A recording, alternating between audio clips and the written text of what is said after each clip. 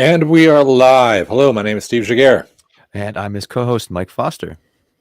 Welcome once again to the Cloud Native Video Newsletter for your impatient world, where we distill the best curated content from cybersecurity, cloud native, Kubernetes, big acquisitions, all the money, and distill it down just for you. And at the end of the show, we usually tap into some tech.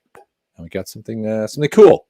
Yeah, Steve's got a nice demo lined up for you. A little hard to top Bastian's demo with Ranche last week. Go check it out. But we're talking new vector open sourcing. Pretty cool. Also a little cybersecurity clickbait and some big spenders, some unicorns, if we can still even say unicorns. But thanks for joining. Hope you had a good week.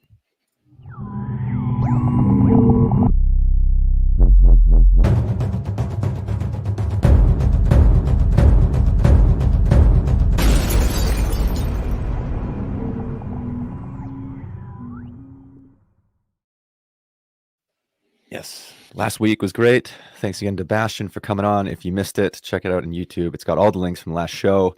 Like, subscribe, send us a follow, leave a comment so that we can actually make some changes. Tell us when what the next demo needs to be, because new vector is on the docket. Oh yeah, it is now. That's our first thing. Yeah, Bastian was brilliant. That was for people looking what a slick demo. Just want to see a slick demo. It's like it's his job.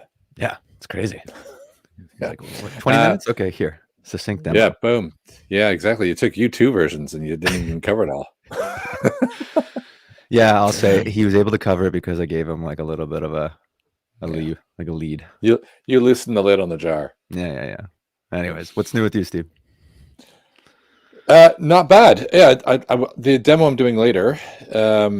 It's not as elaborate as what Bastian did. But it's a open source contribution that I made that enabled the demo. So, and I think it's something other people would be probably keen, maybe even yourself, because anybody with a command line utility might be interested in watching it. And shout out to Waleed, Cloud Native Janitor, who's watching. Thank you for coming. Nice. Missed last week. Waleed, you got to check it out. But yes, and you had Steve, you had a meetup as well, right? We had a meetup disaster yesterday. Uh-oh. I didn't tell you about that. No, well, I mean, it's the show to talk about disasters, so.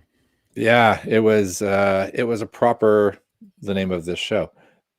We had Manuel Pace, who is the co-author with Matt Skelton of the Team Topologies book that every single person who ever does a talk anywhere quotes or says Conway's Law or whatever, tries to sound smart, read that book. Came on the show. 15 minutes in, we use this events thing, you've seen it, called Toucan. It gets over Zoom fatigue. That's the idea, because you fly around a bubble and it's kind of cool, right? Less than 15 minutes in, he just vanished, like mid talk. Which is, yeah, it happens, right? You can just come back.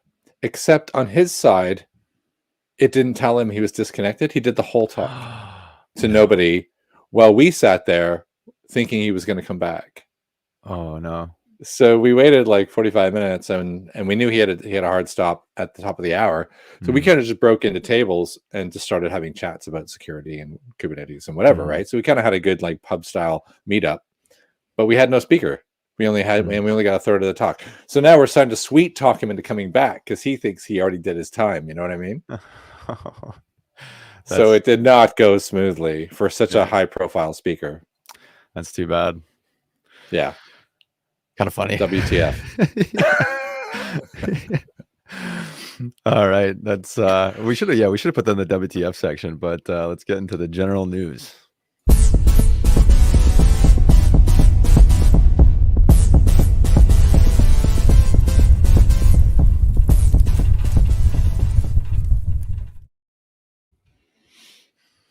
And we are straight in with, this might be our biggest news.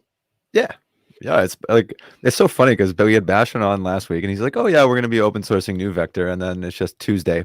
Hey, here you go. Here's new vector. Have fun. Yeah, you're so skeptical. It's almost like you are a part of a security tool that was acquired by another giant company that said they'd open source it. Have they? No. Not yet. Or have they? I'll say that there are a lot of considerations with open sourcing. For example, they took one of the nice ways of just saying, hey, like we're just going to delete our Git history, right? Here's the code, and this technically, in order to be open sourced, you just need to drop a tar file of the code, and you're technically open sourced. Realistically, people don't necessarily like that. You know, part of being open source means you need to have some sort of communication structure set up and all this stuff. So, it's pretty cool that sometimes there's all that involved, and they just said, you know what, screw it. 3 months after acquisition, here you go. Deal with the code. It's pretty. It is super cool. It's funny to see. Like it was weird when I first looked at it, and I went, only 3 contributors. It looks like such a new project. Like, like only 1 tag. 31 forks already. Wow. They got it. Yeah, that blew my mind because I spotted it too. I was like, oh, great. Oh, it's not very popular. It's only got 155 stars. Yeah, but it is awesome. It is awesome, and it came up. Well, you told me first, and then it showed up in every single feed, and including work, like in every Slack channel. And it was almost like there was nothing around it. They just dropped it. There's no lead up. There's no nothing. It's like, hey, we're open sourcing. Here you go, boom. Which is kind of cool. Yeah. So now we get to get Bastian back. Yeah. Well, first I'll do a subpar demo, and then we'll have Bastian for a comparison. So this is great. Wait. Nice. There you go. There we go. That's what I'll be using when I do the demo. Check it out next week. Docker Compose. Yeah, there you go. So Foster's just signed up to do Docker Compose based new vector. Excellent. Very cool. All right. Mission controllers. This obviously came across my path like several times as well. Because our last successful meetup before Manuel was Rory, and Rory was on here, wrote an article about securing emission controllers. Why did I find it, and why was I hot on it? Because I just submitted the PR for the Checkov emission controller, and it's the fingers on the button to merge it and release it, and then this came out, and I'm like, oh crap! Now I have to hold it back and see if I do all the things that it's telling me to do. So I'm going to do that. But it's cool. If you open up the adjacent link, you do see the threat model for admission controllers, which is very cool. Again, they're available open source. Not a very long document either, like 15 pages. It's pretty easy to go through and read all the different thread IDs and what they mean and all that. So if you're writing an admission controller, another fantastic CNCF Kubernetes security team. That's a good question, right? This is the kind of thing that we would find that Waleed, who was watching this, was involved with. Waleed, if you are listening to us, were you involved in this? And if so, nice. If not, next time. Yeah. Okay. But yeah, pretty cool. Especially we were talking about emission controllers the last 2 weeks. But even before the break and all that. So what was the use case last week that we were talking about? Oh yeah. It was the secret replicator. That was a different thing. That was the admission controller one was guy had written an admission controller for Drift. So that's right. He was using the pod exec resource on Connect, and he was tagging resources. Anytime you exec into a resource, it would get a tag, that's right. And then it would get a lifespan. Yeah, and it would be like cool. It's gonna die in this amount of time. Obviously, if you've got replicas, solid gold doesn't really matter. Kill it and restore. You get kind of a mini security system there. If you don't have a replica, a little bit of downtime in store for you. But it was cool. Yeah, and very cool. Thanks, Rory. It's pretty in-depth article. It's got everything you need. So yeah, I really enjoyed it. If not, felt a little intimidated by it. All right, a little blast from the past coming up next. Yeah, hold on. I have to do this proper because Palo Alto blocked me from showing you it. So I've got to do it this way. doesn't like us. Yeah, there you go. Showdown 2000. I like how, not to discredit the people who pay my salary, but all I had to do was to go to an incognito window, and it works anyway. So it's not really secure. So this is this hilarious, looks like tronscape that just shows you obviously vulnerable servers in a kind of splash. And we can't hear it, but there is some cool music going on. Yeah, it's a little enable music at the top there, the little button. Let's see if I can make it loud. Just play. It'll probably just play through my headphones. Jesus. It's I was gonna say that just happened to me. All right, if you go to this webpage, do not click enable music with your headphones on. It is loud. Well, also don't click it without your headphones on. It also takes a lot of your CPU. So if my video is not working now, that's why. So that's hilarious. I'm going to kill this and go back over here. And there's the internal version of it. Yeah. Less exciting. So that's fun. I don't know why that exists. Hey, Geek Masher. All right. You threw this in here. This is LastPass. LastPass confirms credential stuffing attack against some of its users. This was last week. We just didn't get to fit it on the show, but it is interesting. And we were talking about, let's say, paid password services versus do you use something that's free, and there's open source services and all this stuff. But there has been like credential stuffing attack against some of the users. So basically, because it's cloud hosted, password vault, they're not exactly sure the mechanism, but you kind of have to, let's say, wonder if you're putting everything in a 1Password or LastPass or something like that, just make sure that you have a secondary copy, because you can print all this stuff out. But if somebody's going to inject stuff into the cloud, like it's just because you have an app that generates passwords doesn't mean it's necessarily safe. And I did it for my grandma, set up 1Password and then printed it all out. And because, you like all the text-based stuff. So this is the second time that LastPass has had something like this as well.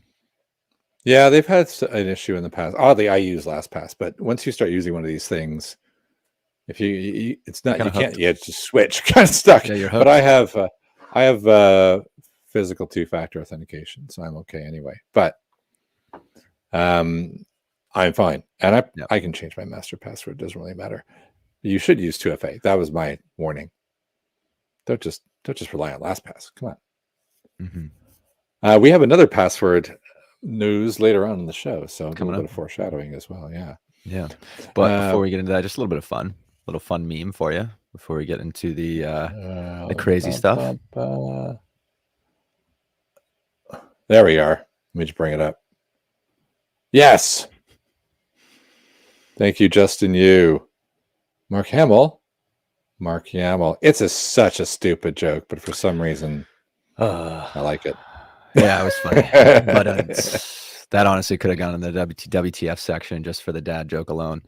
But yeah, we'll get into the crazy stuff. All right.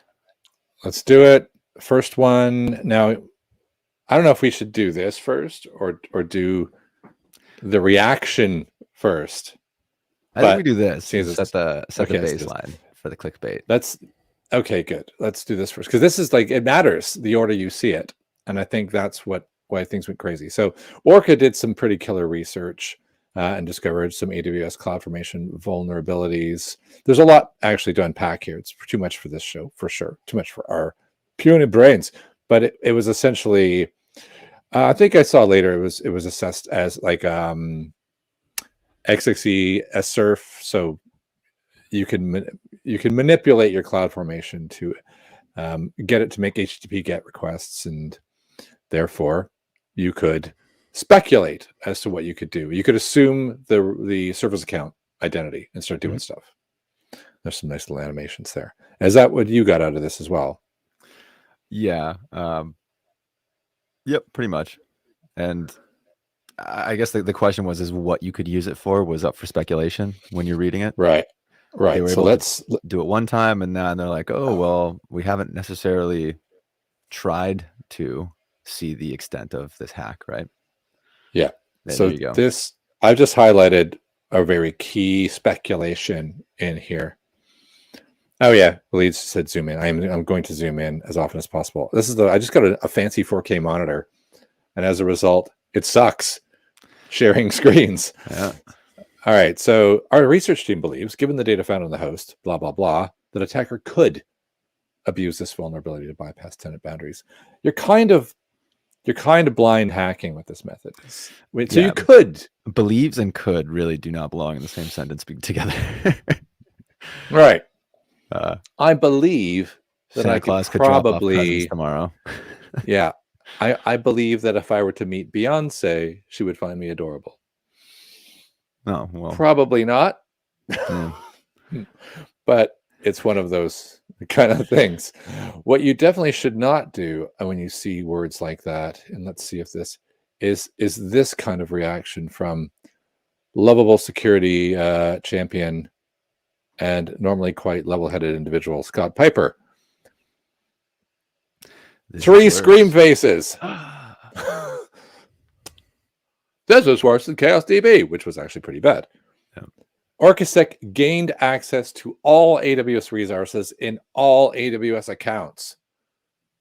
That set the world on fire for about an hour. Yeah. And this is the quote. This is the exact quote we just looked at. Yeah, it's just it's clickbait or mismatch or I don't know. It's just not the best moment, I guess. It's not the best. Everybody has those days. Everybody makes mistakes. It happens. But yes, not exactly the cleanest tweet or most accurate tweet in the world. But what was wild is like this went all over. I was seeing this tweet posted in my internal conversations at Red Hat, and people, not before even the AWS people pointed out, some of the number one comments from the techies were, this is overblown. This is not what it says at all. Read the quote that's leaked. Right? Yeah. But let's just say it lit up Twitter and the chat rooms for all of 1 hour before we realized it was not necessarily that big of a deal. Yeah, there you go. Well, I mean, you've got Scott's defense. He did publish the bulletin and keep it updated and all that stuff. So yeah, he realized, but it was funny. I mean, come on, you got the CTO of Orca there going, there it is. Just so you know, with that, there was a reaction you had where it was just like, this is just wrong. Yeah. One of the best tweets I saw in response was an AWS engineer. He said, "I don't know how to say this other than this is extremely wrong." That's a great line. I don't know how to say it. Sounds like you know how to say it. Yeah. That made me laugh. Had a good chuckle. Yes, not a huge vulnerability being fixed, and just get off Twitter. already fixed. Yeah. Let's not that we could give Scott a bad reputation. He's awesome, but that was a moment where he was not. Hey, and I hope that Scott screenshots whenever we do something dumb, and then we just have a mutual WTF section. Yeah, there you go. Exactly. This is why we don't Twitter. All right, let's do one of your most favorite articles you've seen recently. Rich writes a lot. He's been coming up a lot in the conversation, and I feel like this is just an SEO article, but I thought it was hilarious because it got posted again on some internal conversations of like 7 Kubernetes companies to watch. And I'm like, 1, what makes a Kubernetes company? 2, why 7? Just SEO hat. I'm like, what is the deal here? But I mean, the companies are pretty unique. It's kind of cool. So worth checking out. But at the same time, go ahead. I got fished in the first one because I actually went, okay, like I don't really know them, and so that was kind of cool. I'm like, oh, this is gonna be a good list. Mm-hmm. And then I was like, I went down and went, all right, it's not bad. ChainGuard's cool because they're unique supply chain, blockchainy stuff. But then I went, Sivo, really? Is that a Kubernetes company? Yeah, it's kind of interesting too because it gave off the vibe that it was applications for Kubernetes and then Sivo, which is platform. It's like, what's the flow here? But I mean, it's top 7. It's an article. I was just SEO, I thought it was very interesting. So Valent made the list, right? Commodore. I mean, KubeCost, which we've shown on the we've had show that on the before, show. right? Yeah, we have. Yeah, it's and then a bonus. So actually, it's 8. Yeah, but you're I do like how someone who writes content for a living is cynical about SEO content. Yeah, I know how that article was written, so it's like, Did you? We should have done that. We should do a demo of this in the future. Have you seen Jarvis.ai? Yes. Yeah, my job's gone. I think. Yeah, no, I think your job's gone. My job's gone. I think the people who produce the SEO articles, they are gone. Because that did it. That thing is the 1,000-word free trial is pretty cool. Mm-hmm. All right, that was fun and exciting. I think we are now. Nope. Do we have one more? Or are we done? We have one more. A big fine. This has to do with a little bit of cookies. This is the EU. France fines Google, Facebook millions over tracking consent. So let me bring that up. For some reason, I put this in, and originally it was kind of a big spender because it came with a $226 million price tag for the lawsuit.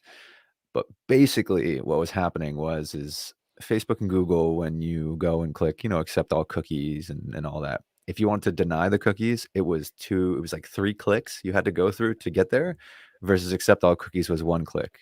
And the pain is in the process, and they realized that it was an unnecessary hurdle that they had done. So there it is.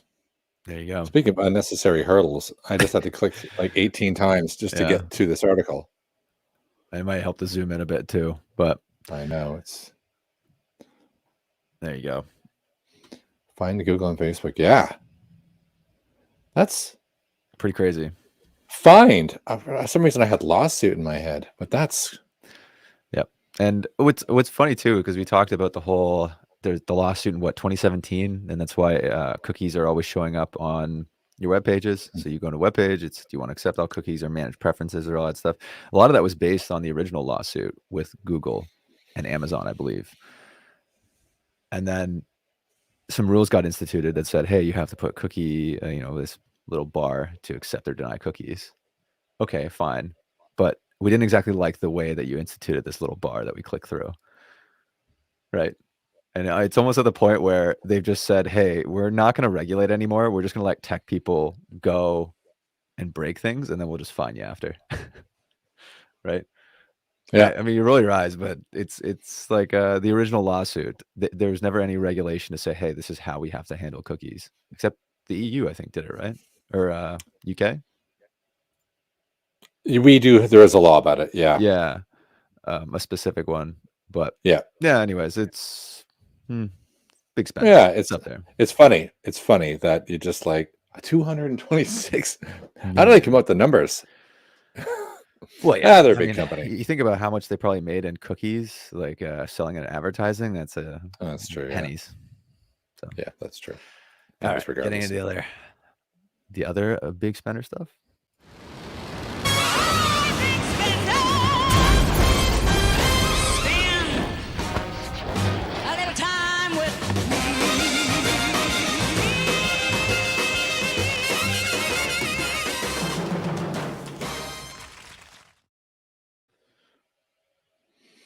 Alrighty, let's do the first one of our big spendos. This is one I could have done last week, and I forgot to put it in. Ksock, which sounds cool. Bound on the hatches, Kubernetes Security Operations Center. That's kind of cool, right? A cloud-native SaaS platform, but continuously monitor. Blah blah blah. They got their seed rending. They got enough money to pay a guy in their original seed funding in November, and then they got an additional $6 million. So they're kind of on. They've gone from a dude. Is the dude? Click on team. Where are you? There he is, Jimmy Mesta. I'm doing a webinar thing with him in a month. Smarty Pants behind a lot of this. Some of the people who are cool. I like it. I don't quite get it because I've not seen it, but it's neat. Kubernetes security operations. The Ksock. I never heard that as an expression before, so maybe that's something I'll catch on.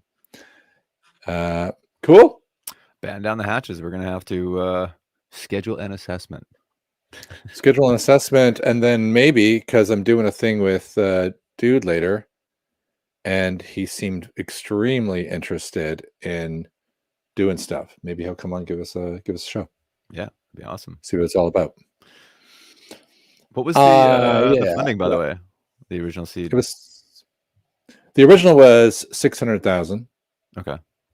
Which sounds like a lot, like to normal people, but I see there's already 6 people who are working on this. That you're on the clock. You got to get more seed immediately, or you're out of money. That's the burn rate on that's going to be it's pretty quick. Yeah, and then they got 6 million. So, hurrah! What's the difference between that and general SOC tools platforms? Good question. I do not know. Yeah, this is a new one for us. That's why. Yeah, that's why I'd like Ksock. Okay, I guess we need one. Yeah, I think we'll dive into it. Unified security control plane. That's one of those buzzwords, right? Hold on. Why Ksock? Let's look. Is it easy, fast, intelligent, and UX first? It doesn't really tell me why I need it, does it? Container security. I don't know. We don't know. That's the answer. So there ksock.com if you want to check it out yourself, and maybe put it in the comments if you're watching this later why you think it exists. Yeah. Wait, are we doing the unicorn thing or the 1Password next? We can do. Did you take this one out? Let's do what came up. Yes, unicorns. How many unicorns are just piñatas filled with expired candy? This is like a listen along kind of deal. I only put it in here because I thought the headline's hilarious. Yeah, it's a title you would write. It's a title I would write. It's great. And it is appropriate given in the one. We've been doing this a year now. We're almost at our birthday. How many times we went, whoa, unicorn, and now we're like, yeah, unicorn, pony. Everyone's a unicorn. So now it's like it's inevitable that we're going to start being skeptical of the title of unicorn, particularly within security, because it just seems so easy to pop up something that sounds awesome and see $500 million thrown at them, and you're like, really? So time will tell. Like how many survive, and when we look back in 5 years ago, remember when you could just get 500 million? Yeah. Speaking of getting 500 million, what if you could get 600 million or 620 million? Yeah, let's do that. And speaking of unicorns, Series C. Whoa, 6.8. Yeah. Yikes. That's what happens when you don't have a credential stuffing attack. People give you a really good application. To be honest, I swear by it. Yeah. This is from the motherland too. This is a Canadian company. That's coul. Who is the funding round led by? Tiger, Lightspeed. Yeah, good people. They are Canadian. Where are they based? Toronto. Originally, I believe that the startup was originally based in Toronto. Now it's probably spread, but it's probably global. Pretty awesome. That's huge, though. I mean, I didn't go to Crunchbase or anything to see what their other rounds were, but 620. It was founded in 2005, huh? And it's grown to 570 employees. You think about that, 570 employees, and you have a valuation of almost $7 billion. Like, you think about that to scale versus some other companies that are, hundreds, thousands of people that are like the valuation is 1 or 2 billion. I don't know. Just crazy. Yeah. Well, there's every now and then there is internal banter, probably at companies like IBM. Yeah. And that established companies that are public or that have just been around a long time don't get valuations like in the billions, but actually have proper high revenue, like have established profit. Yeah, it's real. And you're like, wait a second, how come this is worth $7 billion and we're only worth $2 billion? This is stupid. Half of it is speculation, half of it is dumping money to avoid taxes, maybe. A little bit of that. Yeah, it's no surprise that headlines like this come up. So cool. I think 1Password rocks. I'm stuck with LastPass. Sorry, world. Hey, I don't want to do the marketing for them, but you can move all your passwords into 1Password if you want. They have a migration tool. Oh, they'll suck my LastPass. Okay, good. Yeah, well, if you want to put it like that, sure they will. All right, are you ready for it's time? Steve. I'm ready. Okay. I think. Does everybody know what time it is?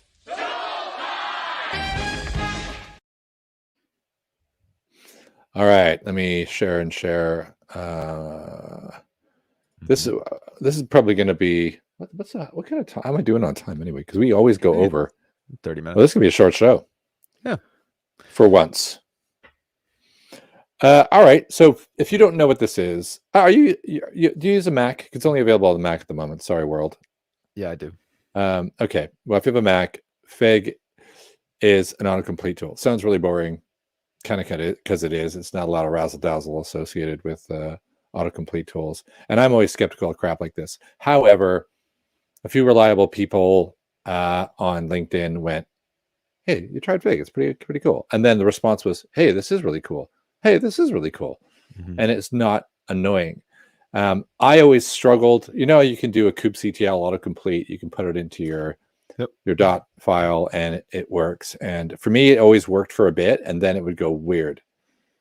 And you use like iTerm or something different terminal, and you did an update. It kind of got screwed up, and it gets all messed up. Yeah, I had that issue. And for a few other things, it's like, nah. So I gave this a go. Let me see, how much am I sharing? All right, so it's probably too small, but up here you can see there's a little door icon way up there. It looks like this little right. So I've got it kind of kicking around in the background. So I did that first, and so all right, what do I have to do now? Oh, okay, there we go. Now apologies that this is going to be small. One thing I did notice is that if I do, there we go. Whoop, whoop. Neat, right? Yep. Responded, and I was like, I like it already. And so you can choose stuff if you want more. You want to understand what it means. There's a little eye, it pops out the help. So if you write help for the commands, it gives you a little sub. And if you're like, all right, cool. So just hit enter. It gives you what's next. So this means you're allowed to hit enter again, and it just executes. Okay. But you could go deeper if you wish. I don't want to do that. So now I'm in this directory. And the reason I went to the source directory is so that if you want to see what commands are already built in, these are the ones that are already supported. Whoa. So not too bad out of the box, right? ESLint, Emacs. Ugh. Yeah, AWS. But that one, AWS is a biggie because that is a deep command line. And you can just get lost in, and it's AWS, and then I'm only on the beginning of the A's. They do, see, and now I don't need it. CTX as well. Very cool. Yeah. And then we get going on it, and it got the little things. Nice. It's all there. So, and you can just type, and then you can go, all right, pods. Oh, and then it gives you the all namespaces.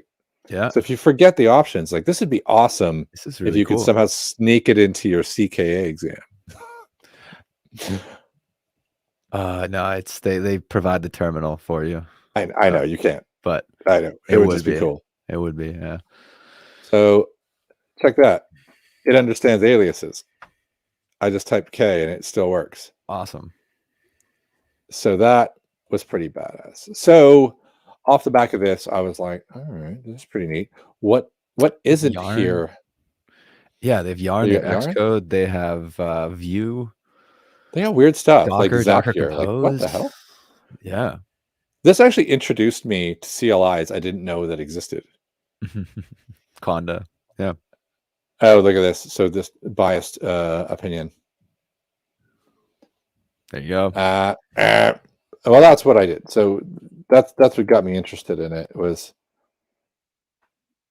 and so I added Checkov just to see how hard is it to add to this tool, right? Because so you guys have Red Hat has all sorts of command lines, right? Are they here yet? Right. So you could. How hard is it to do that? Now I'm not going to go into why Checkov is awesome. We all know that. But this is what you have to do, and then the help on how to do this is brain dead. Like they give you the basics that you need to do. Like it comes with a bunch of examples, and all I did was cut this and paste it in. And once you've seen how to do one, you kind of get it. So like you see, all right, so the things directory, this is the other version, put a description in that shows up in the help. And then I like this bit. So exclusive on means if I have this, I can't have this. And what that actually means in practice is if I go, I'm going to use Chekhov's example.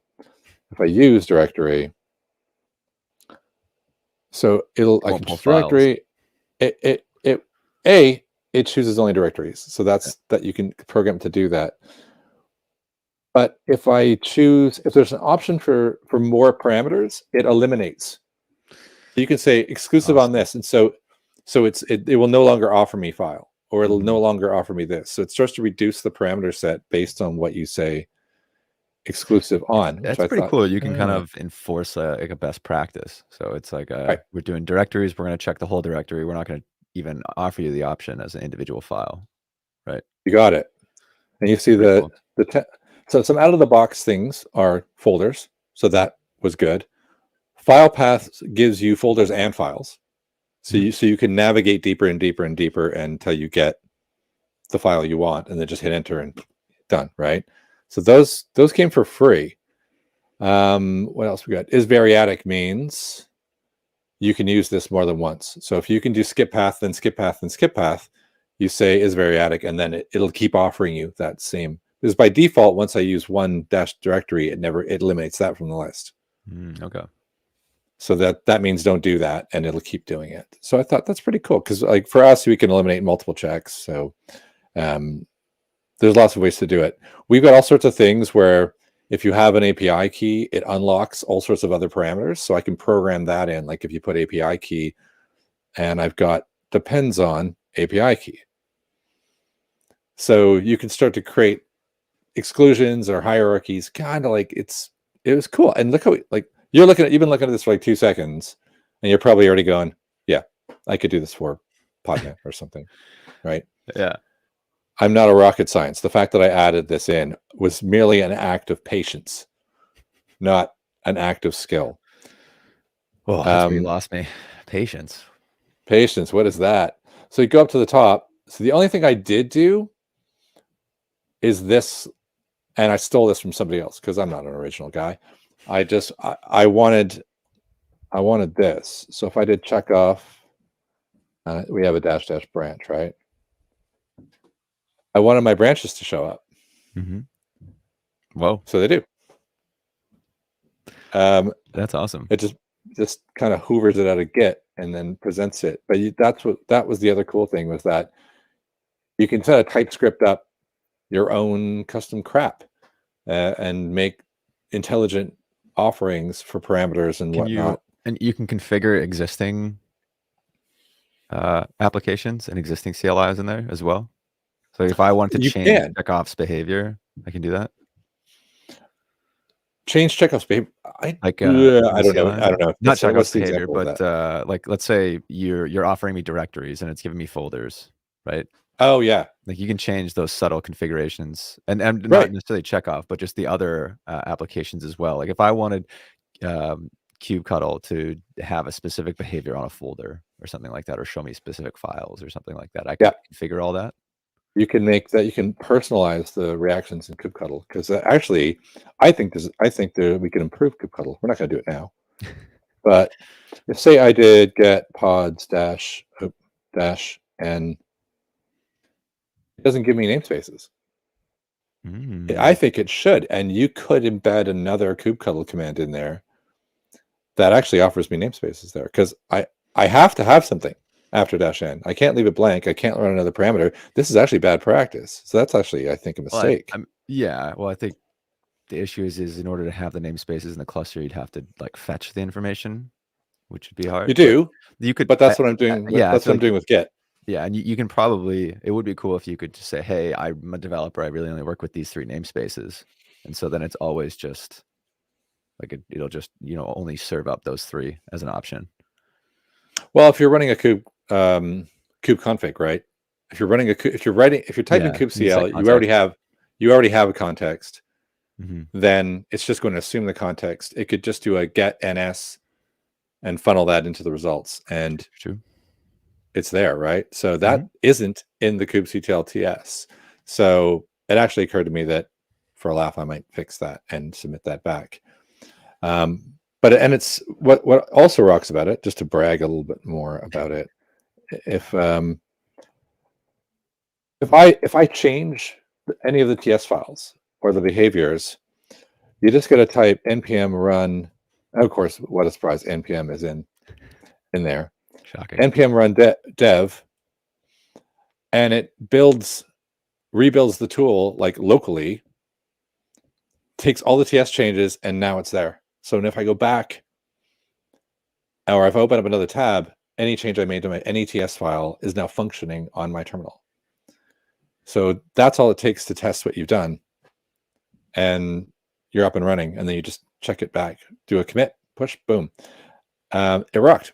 And when I committed the Checkov on like midnight, some ridiculous thing, last week, and the moderator the next day, I think it was West Coast time, went through and actually gave me tips and said, hey, based on your description, it looks like this is dependent on blah.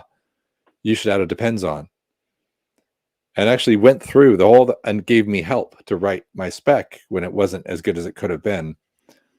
And I went back and made all the fixes, added that commit to the pull request, and he went, yeah, awesome. Merged the request. And that all took less than 24 hours to add a new spec to this. And I got free help. So it was pretty cool. And there's a Discord you can join, which is super active, where they just chit chat about what specs they need. When you add things, they'll announce it. And it seemed like it's just a really pretty killer community. I think the number one question that was asked in the community is, when's the Windows version coming out? And there's been no solid response to that just yet. Yeah, very cool. The quick feedback's awesome. Like, it's what makes the tool run. Right? Yeah, I think get it while it's hot, because I've forgotten it's there. I've got awesome. It's so part of my, like, I don't have to remember paths, like, and it's so much faster than just the standard tab to look.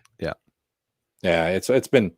And some of the other tools just aren't as intuitive. Like, there are some auto completion tools, but it's just not the same. Like, yeah, they'll offer up suggestions for paths, but it's not they're not as complete, right?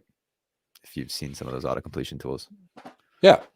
And I even like, and now I get a little bit of a dopamine kick, when I try like the AWS, or when I just tried G Cloud, and it was like, ding, it's all there. I'm like, oh, awesome. I can't imagine the work that went into doing some of those more complicated ones. Yes. Productivity tools. I love this. You got to be efficiently lazy, right? I don't want to look up things. I have no patience. Just let me write my commands in peace, right? Exactly. Well, that's you can tell that's why our tagline for this show is the Cloud Native newsletter for an impatient world. Yep. Yeah, you've won me over with that one. I got to go download it and play around later. It's awesome. All right. So that's it. Not a half-hour deep dive into Ranche today. Just a command line utility that makes you way better. Yeah, but if you want to check out Ranche, go check it on YouTube. Ranche Harvester, and we're going to be talking NuVector next week.